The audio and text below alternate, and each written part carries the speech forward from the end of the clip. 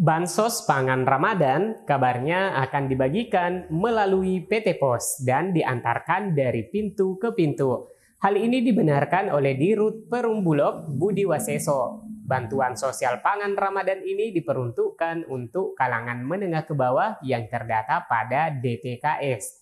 Tentunya KPM PKH, KPM BPNT merupakan bagian dari warga yang terdata pada DTKS.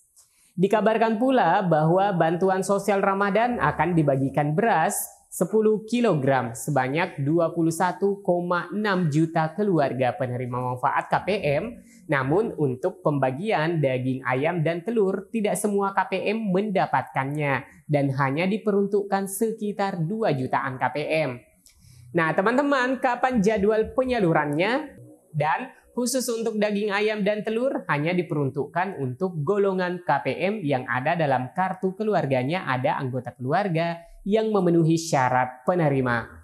Dan ikuti berita lengkapnya setelah intro berikut ini.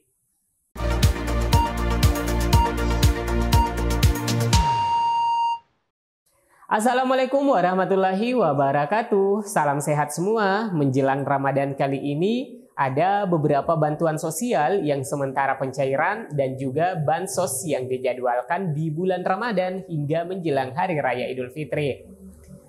Nah, teman-teman, khususnya untuk bansos pangan bulan Ramadan berupa beras, telur, dan daging ayam, sudah ada kepastian pencairannya. Bahkan jadwal dari pihak Badan Pangan Nasional atau Bappenas membeberkan jadwal penyaluran bantuan sosial atau bansos pangan Ramadan. Penjelasan resmi terkait ini telah dimuat di beberapa media mainstream terpercaya bahwa Direktur Utama Perum Bulog Budi Waseso alias Buwas menjelaskan skema pembagian bantuan sosial atau bansos pangan Ramadan. Ia berujar bantuan sosial beras sebesar 10 kg akan diberikan dari pintu ke pintu. Akan diberikan dari pintu ke pintu atau door to door dalam 3 bulan ke depan. Direktur Utama Perum Bulog Budi Waseso mengatakan Bulog akan bekerjasama dengan PT Pos Indonesia Persero untuk mendistribusikan bantuan sosial tersebut. Adapun daftar penerima bantuan sosial termasuk alamatnya akan berdasarkan pada data terpadu kesejahteraan sosial DTKS dari Kementerian Sosial atau Kemensos. Nah, selain itu, menurut Budi Waseso bahwa Bulog juga tengah menjajaki kerjasama dengan beberapa produsen beras untuk memenuhi kebutuhan bantuan sosial pangan Ramadan ini. Menurut Budi Waseso atau Buwas, bantuan sosial akan diberikan dalam waktu dekat setelah stoknya mencukupi. Terlebih saat ini tengah panen raya dan Bulog sedang memaksimalkan penyerapan. Upaya penyaluran bantuan sosial di bulan Ramadan dilakukan untuk mengantisipasi kenaikan inflasi dan menjaga daya beli masyarakat, khususnya bagi masyarakat menengah ke bawah yang termasuk dalam peserta program Keluarga Harapan PKH dan penerima bantuan pangan non-tunai BPNT. Dalam penyaluran bantuan sosial pangan, Bulog akan berperan menyediakan beras. Caranya, kami akan bagikan beras secara gratis kepada keluarga penerima manfaat yang ada dalam DTKS atau Data Terpadu Kesejahteraan Sosial. Itu diperkirakan akan diberikan kepada 21,3 juta keluarga untuk saat ini, kata Isa. Nah, selanjutnya untuk pembagian daging ayam dan telur secara gratis akan diberikan kepada keluarga dengan balita atau anak yang berpotensi mengalami stunting. Perkiraan sementara untuk pembagian daging ayam dan telur gratis yaitu kepada 2,1 juta keluarga berdasarkan data Badan Kependudukan dan Keluarga Berencana Nasional BKKBN. Nah, di sini sudah terang ya teman-teman, untuk pembagian beras 10 kg per bulan diperuntukkan untuk KPM PKH dan BPNT, baik itu KPM PKH yang sekaligus menerima BPNT maupun PKH murni non-BPNT dan juga KPM BPNT murni. Jumlah penerima beras 10 kg beras selama 3 bulan yaitu 21,6 juta keluarga penerima manfaat.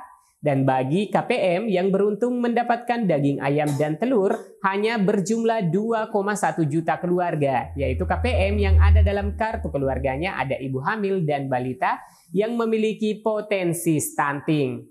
Nah, data ini berdasarkan data dari Badan Kependudukan dan Keluarga Berencana Nasional BKKBN.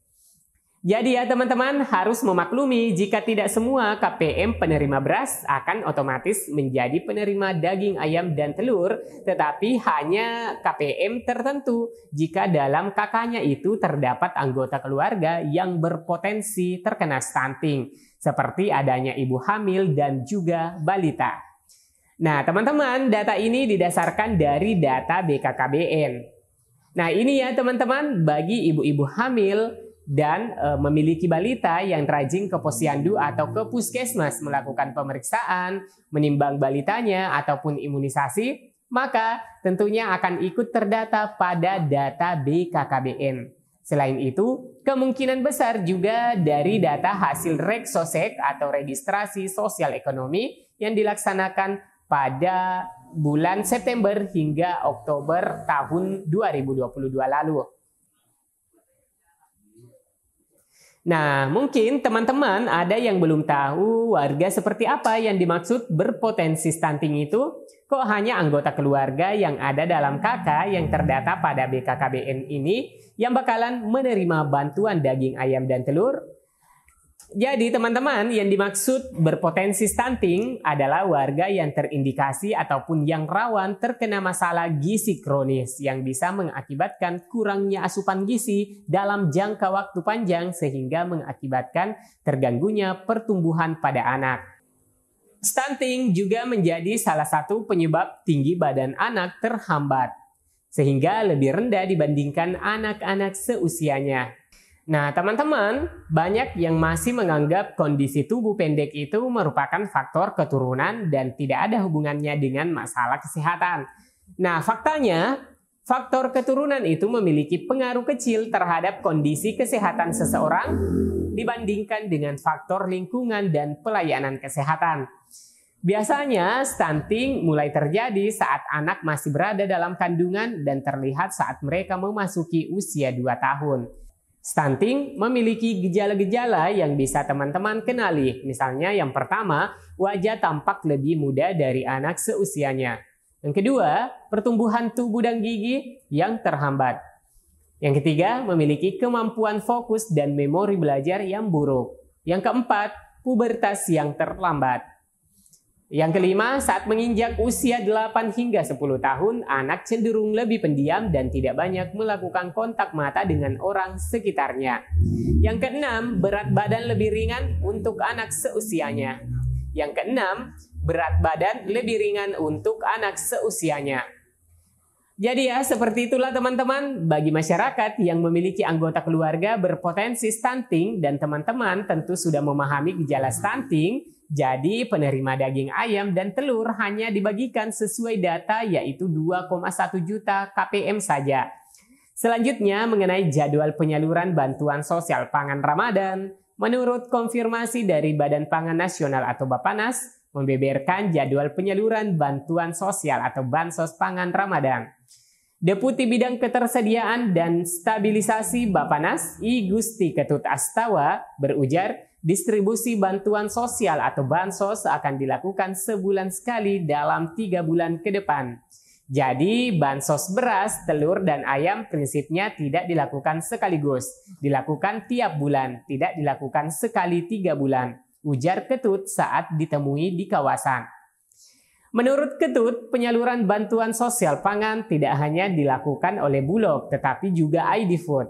Bulog bertugas mendistribusikan bansos beras, sementara ID Food untuk bansos ayam dan telur.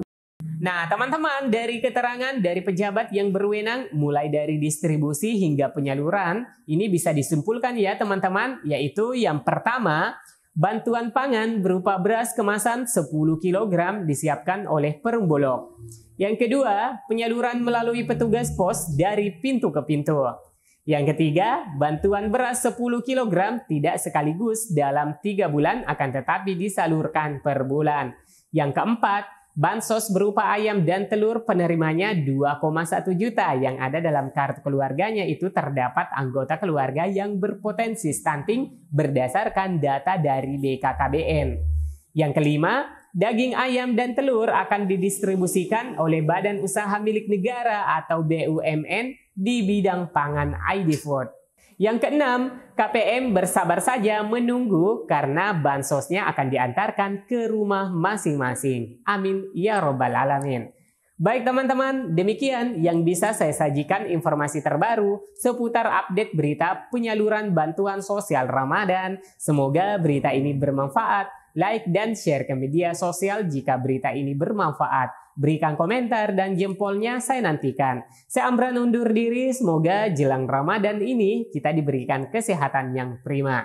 Sampai jumpa di video selanjutnya. Wassalamualaikum warahmatullahi wabarakatuh.